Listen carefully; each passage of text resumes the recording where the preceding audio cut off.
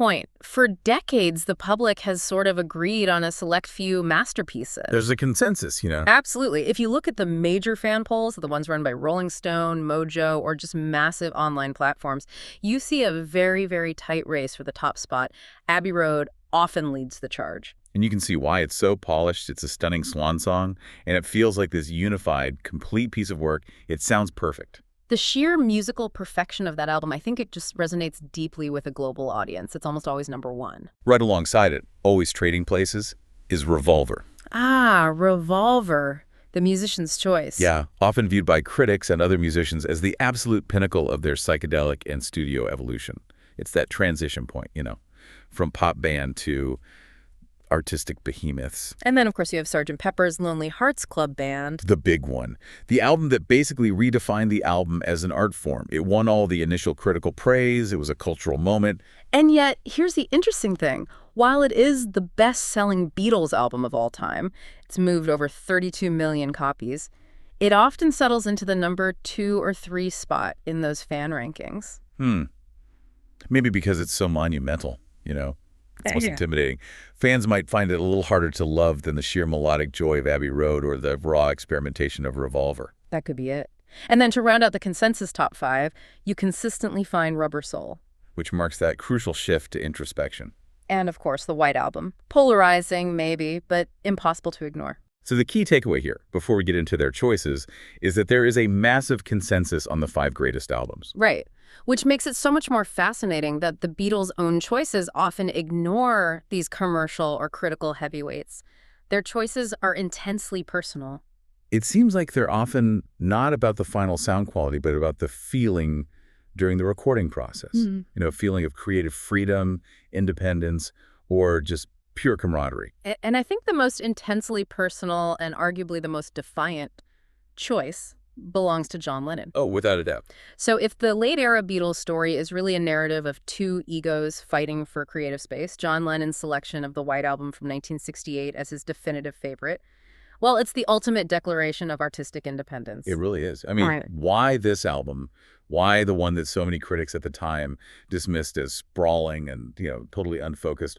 Why that over a unified masterpiece like Sgt. Pepper? It had to be deliberate. Oh, it was a deliberate, defiant act. He made this preference known really clearly in his 1971 interviews, right after the breakup when all those emotions were still incredibly raw. He wasn't being nostalgic. No, he was staking his claim for what he thought was superior art. His famous quote really frames the entire discussion. He said, "I always preferred it to all the other albums, including Pepper, because I thought the music was better. The Pepper myth is bigger, but the music on the White Album is far superior, I think." Wow, calling Sgt. Pepper a myth, that is such a classic biting Lennon move, isn't it? It immediately dismisses the whole conceptual ambition that Paul prized so highly. So what did John even mean when he said music was far superior? What was he getting at? I think it connects directly to his core value system. Raw authenticity over any kind of polished artifice. By 1968, John was moving toward a much more confessional, stripped-down, immediate style of songwriting. Yeah, you can really hear that starting to come through. Especially after his immersion in Eastern philosophy and, you know, all the traumatic events happening around him. So Sgt. Pepper, with its layered arrangements and studio trickery, it probably felt like an obstruction to the truth he was trying to communicate. So the White Album was his escape hatch. Exactly. It allowed him to simply be John Lennon, completely unbound by Paul's grand designs. And the source material really highlights the combative nature of this choice. It was explicitly aimed at Paul. Lennon accused his partner of disliking the White Album because Paul, and this is a quote, wanted it to be more a group thing, which really means more Paul. Oof, that one line just summarizes the entire power struggle, doesn't it? It's everything right there. John interpreted Paul's desire for cohesion, for structure, for conceptual unity, as just veiled control. He saw the demand for a group effort as an attempt to dilute his own, you know, increasingly individualistic and experimental output. So the double album format was his salvation. It was. 30 tracks. That's enough space for 15 tracks each, effectively allowing them to create 2 solo albums under one title. It's famously known as the Tension album, right? I mean, the sessions were just famously fractious. Ringo temporarily quit. The fighting was constant. George Martin even described the atmosphere as volatile. Absolutely. But for John, that fragmentation, that tension, was precisely the point. So the chaos was a feature, not a bug. For him, yes. The tension was just a byproduct of the space they were finally getting. For John, the double LP was the necessary cost of freedom. He needed to pursue those darker, more experimental instincts. Like Revolution 9? Exactly, like the 8-minute tape collage Revolution 9, without having to justify it to Paul, who famously wanted to just cut it from the record entirely. So if the band was going to tear itself apart, John was going to make sure he got his raw, uncompromised artistic statements onto the vinyl first. And you can really hear that grit in his compositions on that record. Dear Prudence is deceptively beautiful, but then you get your blues, which is just hard, heavy rock and roll, recorded almost live in the studio. And Happiness is a warm gun with its really complex structure, blending 3 different fragments into one cohesive piece. And then the meta-commentary of Glass Onion Is Lennon at his most uncompromising, his most direct. It's a world away from the ornate orchestration of Pepper. Even the way they recorded it underscores that push for autonomy, right? I mean, many tracks on the White Album were recorded by just one Beatle in one studio, while the others were off working on something else in another room. Totally. Just think of John's stunning solo performance of Julia, recorded with just his voice and acoustic guitar. Or Paul's Blackbird. These weren't group efforts in the traditional sense. They were declarations of self-sufficiency. And that philosophy cemented John's feeling that the music was superior because it was authentic. It was created free from the constraints of having to sound like the Beatles. This brings us back to that truly incredible, almost unbelievable anecdote involving the engineer Geoff Emerick. Emerick, who eventually just walked away from the sessions because of the fighting, he recalled Lennon telling him, just bluntly, that Sgt. Pepper was the biggest load of shit we've ever done. That quote is just nuclear.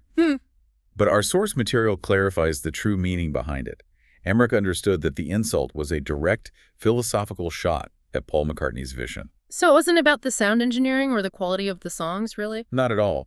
It was John declaring that the effort, the time, the polish, the whole concept of Pepper was creatively bankrupt compared to the immediate visceral truth he found in the stripped-down White Album. So his choice, it fundamentally reveals a man who valued rock and roll grit over pop sophistication, individual expression over mandated group cohesion, And authenticity above perfection. It was his ultimate act of artistic independence, and it was defined by everything he wasn't doing. John wanted the edges kept sharp. Exactly. If Paul wanted a polished, controlled monument, John wanted a vast, messy landscape where he could just roam freely. The duality here is almost too perfect for a script. It really is. If John chose the album that represented fragmentation and rebellion against creative control, it's almost predetermined that Paul McCartney's favorite would be the album where he had the most creative control. The one where he executed a unified vision at its highest possible level. Sgt. Pepper's Lonely Hearts Club Band. Paul's preference for Sgt. Pepper from '67, it was the complete inverse of John's. It really is. His choice is a vote for conceptual unity, for meticulous craftsmanship, for directorial vision. He saw music as like an architectural process, something to be built deliberately. And this was the album where Paul truly stepped into the role of the band's creative leader. He took the reins from the very beginning. We should probably get into the origin story because it sounds almost whimsical, but it provided the necessary structure for their greatest studio experiments. It started simply enough. November 1966, the Beatles had quit touring. They were exhausted by the pressure of being the Fab Four. Totally burnt out. Completely. And Paul was flying back from a trip to Kenya, just reflecting on how restrictive their global fame had become. During the flight, he had this idea to just shed that identity. And the story goes that road manager Mal Evans misheard him asking for salt and pepper. And heard Sgt. Pepper. And that little pun, that mishearing, sparked the whole genius concept. So creating this fictional band, Sgt. Pepper's Lonely Hearts Club Band, was crucial because it freed them from fan expectations. Exactly. They weren't the Beatles anymore. Not really. They were actors playing roles, which allowed them to genre hop and experiment in ways that wouldn't alienate the mop-top image they so desperately wanted to escape. And Paul became the undisputed director of this whole production. He confirmed it himself later in life. He said, "If records had a director within a band, I sort of directed Pepper." He drove the concept. He worked obsessively with George Martin on the arrangements. And he meticulously planned the transitions and the emotional arcs of the album. This was the high watermark of his ambition. When we talk about meticulous craftsmanship, we need to go beyond just the songs. What did Sgt. Pepper represent technically that John's choice, the White Album, later just completely rejected? Well, it was the first album they conceived entirely as a studio piece of art. Hmm. They leveraged the full potential of 4-track recording technology in ways that were, at the time, completely unprecedented. Paul was demanding sounds that just didn't exist yet. He really was. I mean, George Martin had to employ vari speed and reverse tape effects constantly. For a track like Good Morning, Paul supplied this detailed brief listing the precise order of animal sounds he wanted. Oh, I remember that story. Yeah, moving from large animals to small animals. It was engineering as sculpture. I remember reading about the complexity of She's Leaving Home as well. The string arrangements were recorded entirely separate from the band, almost like a classical session. He wasn't just writing pop songs anymore. No, he was commissioning soundscapes. Or think of the grand, jarring climax of A Day in the Life. The orchestral swell. That famous 40-piece orchestra session. Paul directed it, asking these classical musicians to essentially improvise an accelerating, cacophonous rush from their lowest note to their highest note. This was not standard rock and roll. This was conceptual ambition, executed with incredible discipline. And Paul's favorite tracks on it often reflect that melodic genius and that architectural quality. Getting Better, Lovely Rita, which shows his talent for character-driven narratives. And the charming music hall nostalgia of When I'm 64. And of course, the monumental centerpiece, A Day in the Life. Which, I mean, it so beautifully blends John's philosophical, wistful verses about life and death and social commentary. With Paul's bright, jaunty middle section about waking up and getting ready for the day. That track is so often cited as the pinnacle of their partnership, precisely because it fuses Paul's structural ambition with John's raw lyrical insight. But here's the tension again. That very ambition, that meticulous control, was what actively alienated the other two members of the band. Right. It's so interesting how Paul's choice of his greatest triumph also highlights exactly why the band was already fracturing philosophically. We have to acknowledge the dissent in the ranks. Absolutely. George Harrison, who was getting increasingly frustrated by his minor role, he found the whole alter ego concept gimmicky. He was deep into his spiritual journey, and he feared the concept meant they were regressing back to Fab Four territory. When he wanted to move forward into deeper, more meaningful expression. Exactly. George famously viewed the recording process as an assembly process, just completely dominated by Paul's vision. He felt marginalized. There's that quote where he says, a lot of the time it ended up with just Paul playing the piano and Ringo keeping the tempo, and we weren't allowed to play as a band as much. That's a powerful indictment of the studio dynamic. It is. The band felt less like a collective and more like a backing group for Paul's ideas. And what about Ringo? Ringo Starr, who was always seeking that camaraderie, was just utterly bored. His famous lament that his biggest memory from the sessions was learning how to play chess.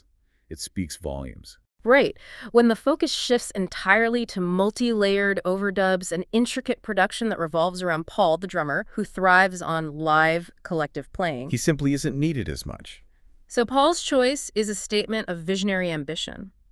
If John wanted the space to fragment and explore internal truths, Paul wanted the discipline to create something externally cohesive and monumental. And that artistic contrast, it laid the foundation for their greatest work, but it also pretty much guaranteed the ultimate breakdown. It defines his legacy. Paul valued structure and the pursuit of pop sophistication. A discipline that John saw as stifling artifice, but which the world recognized as genius. Right. So now we shift gears completely. We've talked about John and Paul, and their favorites really define their rivalry and their opposing philosophies of chaos versus control. But George Harrison and Ringo Starr, they chose albums that reflected the collective. They emphasized group dynamics and shared experience. It's a completely different and maybe more nostalgic perspective on their career. Let's start with George. His favorite choice was Rubber Soul from 1965. Which is so telling. He chose an album from the band's middle period, before his own songwriting fully exploded, and before the intense fracturing of the late 60s. He chose a moment of shared, simultaneous evolution. So why Rubber Soul? It's often overshadowed by the later psychedelic masterpieces. But George explained his choice by focusing on that feeling of collective expansion. He said, Rubber Soul was my favorite album. We certainly knew we were making a good album. We did spend a bit more time on it and tried new things. And the real nugget of insight comes right after that. He said, But the most important thing about it was that we were suddenly hearing sounds that we weren't able to hear before. So this wasn't about personal autonomy or directorial control. No, it was about the group's collective ears and minds opening up at the same time. It was about shared discovery. This album really is the hinge on the door of their maturity, isn't it? They finally move decisively past the simple, yeah, mop-top energy, and they embrace introspection and sophistication. You can hear the heavy influence of Bob Dylan, moving them toward folk rock and more complex internal emotional territory. They were literally growing up on the record, both lyrically and instrumentally. And they were doing it together. Exactly. I mean, look at the shift in lyrical complexity even in the Lennon-McCartney tracks. Yeah. In My Life is profoundly philosophical and retrospective. That was something entirely new for the band. Or Drive My Car, which uses R&B sophistication rather than pure pop drive. It was a sophisticated, collaborative pivot point that they all shared. And for George personally, it marked his emergence as a key songwriter. This album included his compositions Think for Yourself and If I Needed Someone. So even though we have fewer tracks than John or Paul, Rubber Soul represented an environment that was open enough to accommodate that burgeoning distinctive talent. And most significantly for his future, this is the album that features his initial, groundbreaking interest in Indian classical music. The seat. The incorporation of the sitar on John's track, Norwegian Wood, This Bird Has Flown, was a landmark moment, not just for the Beatles, but for rock music globally. It was one of the first uses of non-Western instrumentation on a major rock record. And it set the entire stage for the psychedelic movement that followed. It did, and that one detail really highlights George's philosophical choice.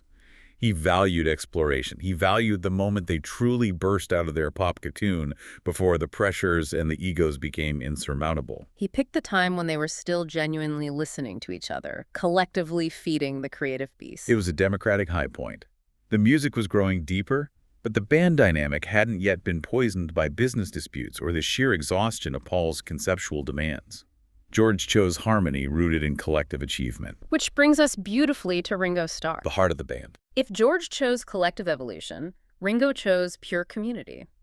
His favorite album was Abbey Road from 1969. And this choice, it just perfectly aligns with his persona, this steady, reliable Beatle who valued simply playing music with his friends above all else. Ringo picked the final collaborative triumph, the Swan Song. By 1969, the band had fractured, but Abbey Road represents them making a conscious decision to come together one last time and deliver a cohesive, unified record as a band. And he specifically cited his affection for the famous Side 2 medley as his primary reason. Now, that's so interesting because John infamously dismissed the medley, that collection of short, interconnected songs, as just scraps and unfinished ideas stitched together. But Ringo saw it as genius. He did. For John, the scraps meant a lack of individual perfection. For Ringo, the ability to seamlessly stitch those unfinished bits together, tracks like She Came In Through the Bathroom Window, Golden Slumbers, and The End, it showcased their enduring collaborative strength and versatility. He saw it as a triumph of synergy. Exactly. Proof that they could still work magic together, even at their most strained. This choice is so deeply rooted in Ringo's desire for that band feeling. The recording sessions for the White Album were torturous, and Sgt. Pepper felt overly directed. Ringo loved sessions where they were all playing together, where the dynamic felt democratic and spontaneous. And that's precisely what the Abbey Road sessions offered, particularly after the miserable experience of the Let It Be filming and recordings.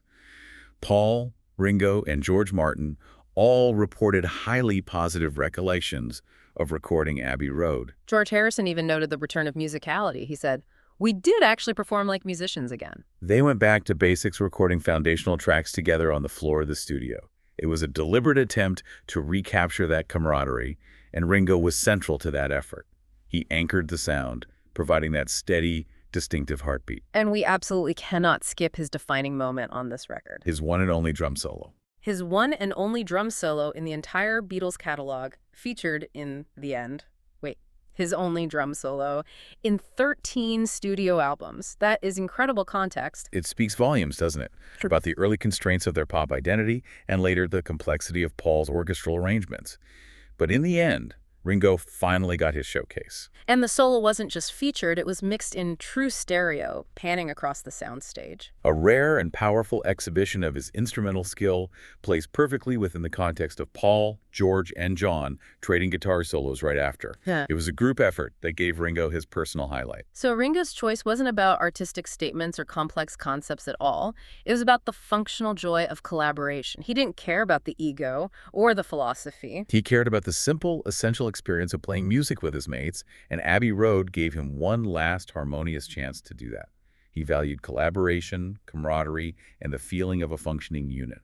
And that completes the four-part philosophical spectrum. This is where it gets really interesting for me.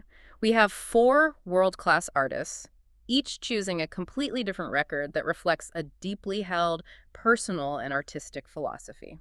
The fact that they chose 4 different albums isn't just trivia.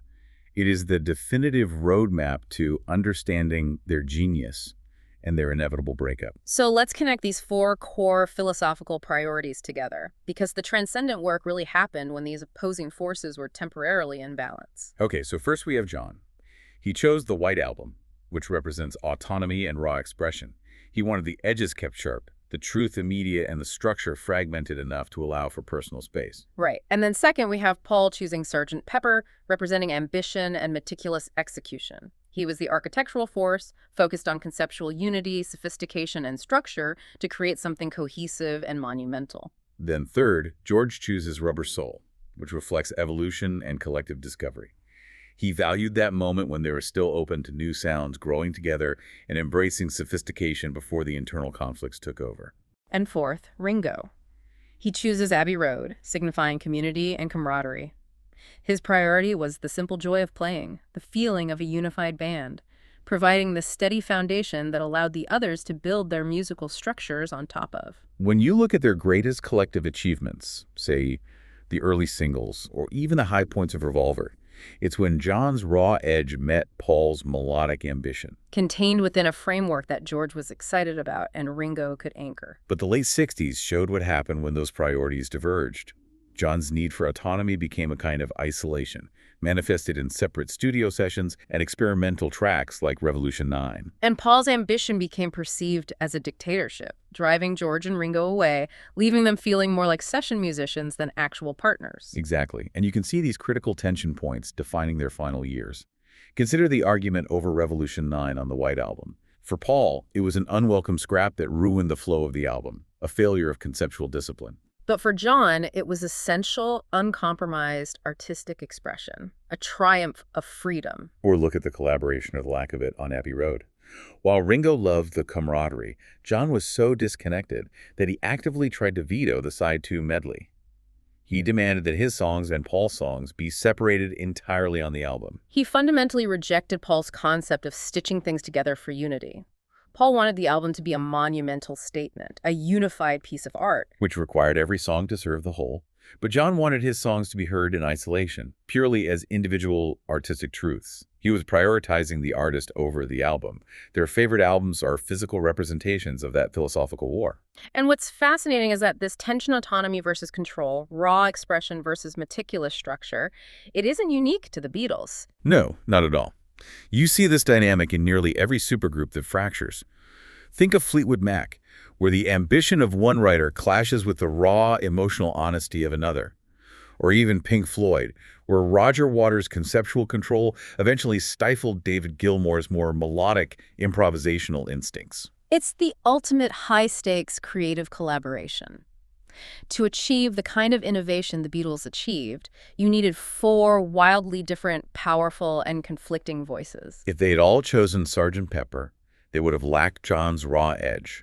If they'd all chosen the White Album, they might have just descended into noise. They needed Paul's drive to make the deadlines and impose structure, and they needed John's willingness to tear that structure down. And they needed George's search for deeper meaning, and Ringo's simple desire for harmony to keep the whole machine running. So if you, the listener, are sitting there debating which album is the best, you are essentially asking yourself which of these 4 core philosophical priorities resonates most strongly with your own artistic values. It's true.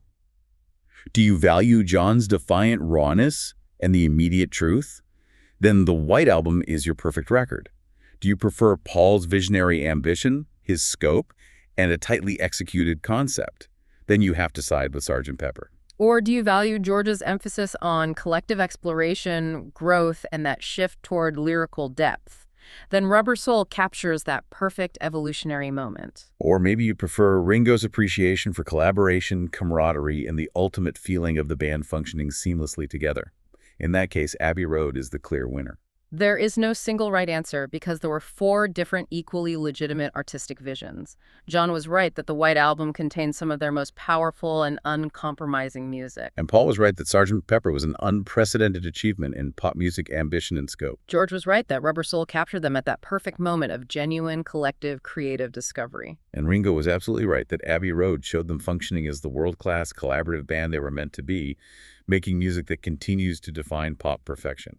Their inability to agree on their best work is both sad, because it reflects the tensions that ultimately tore them apart, and in a way, beautiful. It's beautiful because it proves they were a dynamic, non-monolithic unit whose collective genius was so much greater than the sum of its often warring parts. The true miracle isn't just the sheer volume or the constant reinvention they achieved, 13 studio albums in just 7 years. But that 4 men with such fundamentally different artistic philosophies managed to collaborate for as long as they did. Their disagreement is the most rock and roll kind of democracy. It's that constant push and pull, the friction created when 4 giant personalities refused to compromise, that elevated their work beyond what any single member, even Paul or John, could have achieved alone. It's a lesson in creative tension for any group trying to achieve greatness. Well, thanks for joining us today. Whenever you feel like knowing more about the Beatles, visit us at BeatlesRewind.com. Every day, we do something new there. Song reviews, album reviews, movie reviews, documentaries, trivia, all things Beatles. Every day, 8 days a week. You can find us on the website, BeatlesRewind.com. You can subscribe on Spotify, Apple Podcasts, YouTube, Amazon Podcasts, practically anywhere on the inner tubes. The Beatles, all day, every day. Cass will do it again tomorrow. Absolutely. Until next time. Until next time, when you listen. Your mind conducts its own symphony.